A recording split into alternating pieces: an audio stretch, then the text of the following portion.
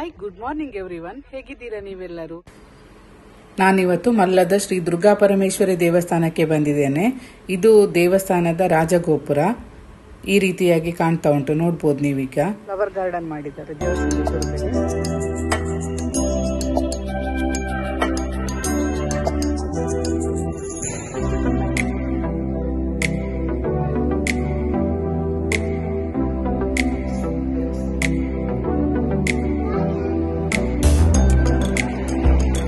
ದುರ್ಗಾ ಪರಮೇಶ್ವರಿ ದೇವರನ್ನು ನೋಡ್ಕೊಂಡು ದೇವರ ದರ್ಶನ ಮಾಡ್ಕೊಂಡು ಬರುವ.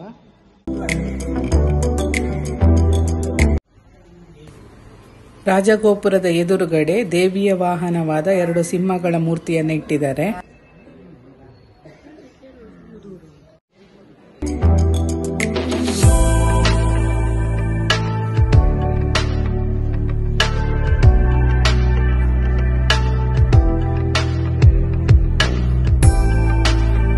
ದೇವಾಲಯದ ಒಳಭಾಗದಲ್ಲಿ ಈ ರೀತಿ ದೇವರ ಫೋಟೋ ಎಲ್ಲ ಇಟ್ಟಿದ್ದಾರೆ. ಇಲ್ಲಿಯ ಇನ್ನೊಂದು ವಿಶೇಷತೆ ಏನೆಂದ್ರೆ, ದೇವಾಲಯದ ಒಳ ಅಂಗಣ ಉಂಟಲ್ಲ, ಆ ಒಳ ಅಂಗಣದ ಎದುರು ಭಾಗ ಮಣ್ಣಿದ್ದೇ ನೆಲ ಈಗಲೂ ಇದೆ.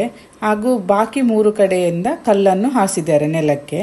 ಇದು ದೇವಸ್ಥಾನದ ಹಿಂಭಾಗದಲ್ಲಿರುವಂತಹ ಅಶ್ವತ್ಥ ಮರ ಮತ್ತು ನಾಗದೇವರ ಕಟ್ಟೆ.